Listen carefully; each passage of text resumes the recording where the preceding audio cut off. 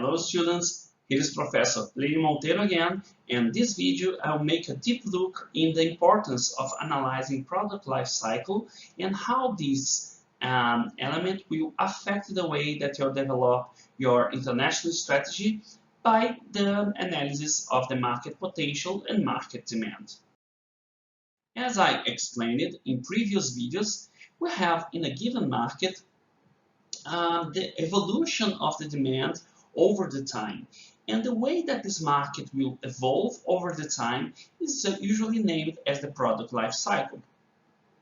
In this graph here, we have in the beginning of the market, we have here the time evolution and also the categories of customers that will buy products in each period of this market. And in the vertical axis, we have the market demand. So in the beginning of the market, in the very beginning of your product life cycle, you have mainly innovative customers buying your product and the demand will be very small. After some period of time, you have the first tipping point and then the early adopters start buying your products. These are customers that will be led by what's new in the market. They are going to be driven by the influence of innovators, usually people with a lot of social influence. And then a lot of people in this group will enter into this market, and then you have the first tipping point on your demand. After this, when you reach this first tipping point, we have the mainstream market. Basically here we have the market with the more common characteristics of an existing market. And then we are going to have more other profile of customers entering into that market, like the early majority, the late majority, and the laggards. So these are the most traditional customers that will be led more by quality, and they are more conscious about price, conscious about the value that the product have. And in a given market, the difference between the potential, it's the maximum that you expect to reach, and the current demand will be exactly your market potential. And over the time, the demand will start the growth in demand will start to stabilize, and then you don't have this huge increase in terms of demand. And of course, many factors that can be changed, especially when you have a stable market, to increase the demand in order to be more closer to market potential. For instance, prices. Usually reducing the price, you make more people to enter into the market. You can find some unrecognized needs, and then you can develop new products to deliver some special features for specific target customers. You can make more people aware of your product, so you're going to start to increase the awareness of your product. You can increase the performance of your product because these customers are more focused in value, so they're going to take more care about the attributes and the features of the product. You can make more people make it more easy for your product to be used. For instance, you can make it more easy, or you can give training, or even you can give them additional infrastructure to use the product. For instance, for personal computers, with more people with access to electricity and especially to internet, then you're going to increase the demand for that product. And usually, you can also make the product more available, make it more easy for you to buy the product in the retailers or in the internet. So in this mainstream market, basically you're going to look to these factors to increase the demand year by year, changing some small features, or sometimes introducing new disruptive or discontinuous innovations, and use that to increase the demand of your market. And when you think about global markets, the demands of most products are very, very below their potential, because you have a lot of potential customers that are not in the market yet.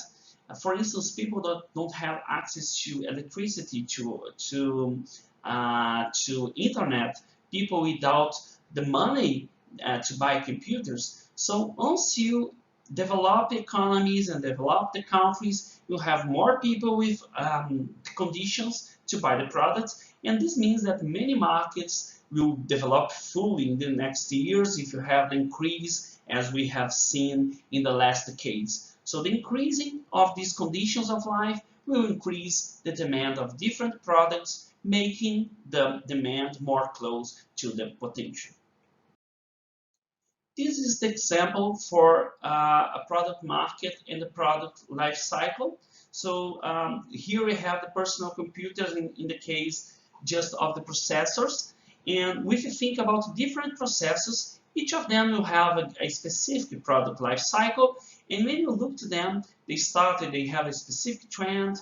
And as you can see, every time they have a reduction in the sales, they are facing now the growth of a new version of this product, and you have then these different trends for these different processors. So each of them will have a specific and not so clear product life cycle. But if you look to the product, to the category or generic product life cycle, it will be much more clear the form of the product life, the conventional product life cycle.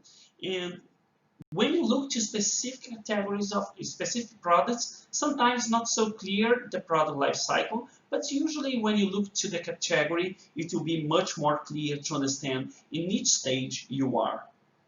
Another interesting fact that happens when the market evolves is the reduction in the average selling price. If you look here to the price of personal computers and computer printers over the years, then you're going to see that the price of the personal computers are basically reducing over the years, and this is the result of innovations in production, innovations in distribution and selling and service, and also the increase of competition. So over the years, more competitors enter into the market. We have technological innovations. We have more people entering into the market that make it more, that increase the economies of scale. And then over the years, usually the average price will be reduced, especially if we eliminate the effect of inflation. And in that case, basically the average selling price, a very common trend in a given market, is to have a reduction given the innovations that you're going to have in that market, economies of scale, and also the increase of competitiveness. So what happens in a given market? Usually, when you think about the evolution of time in terms of volume in that market, you have this traditional way to see the market starting very small demand, and then you have increase, and then you have stability in that demand. And when you look to the market demand, the volume sold for a given company will be a result of the demand that you have in that market multiplied by their market share.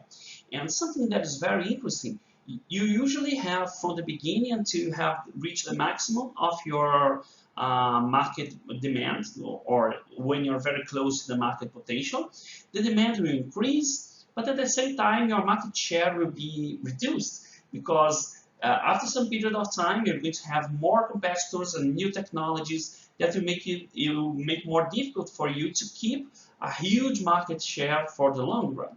But if you have the multiplication of your market demand and the market share, will result in the volume that you're selling in a period.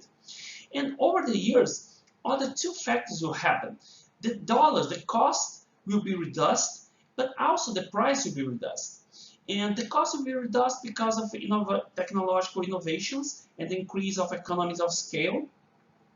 But the price will reduce usually the reduction will be greater than that. And why this happens? Basically because we have this reduction in this increase in competition, and we have new competitors and new technologies. And the price and the cost will determine your margin per unit sold. So basically you have a reduction in price and a reduction in cost, but usually the margins will be reduced over the years because the reduction in price will be greater than the reduction in terms of costs.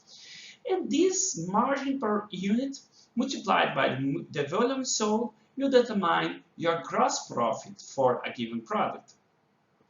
And what happens to the market and sales expenses for a given sector? Usually you have increase during the evolution of the market. You start investing much more money in marketing and sales until you reach the maximum of the market, where you have the maximum of your investments. And of course, this means that when you reach this level here, usually the demand will be very high, and you have some, if you're a leader, you have good market share. And usually in this period of time here is where you have the maximum profit. And this is what will determine what we call the net market contribution. That is a drive of profits in a company. Basically, this is the profit of your marketing actions in a firm. And as we can see, in general, when you have this growth in volume, you have a decline in prices. And also, the decline of prices will have also a decrease in the costs. And also, we have the reduction in terms of margin over the product life cycle. And then we have the marketing sales, your profit being basically reaching a maximum here, but basically you don't have, after this period of maturity, usually you have a reduction on your profits. And then we finish the content of this video that was intended to present how market potential and market demand will change over the time according to the product life cycle. That's it, students. See you in the next. Bye.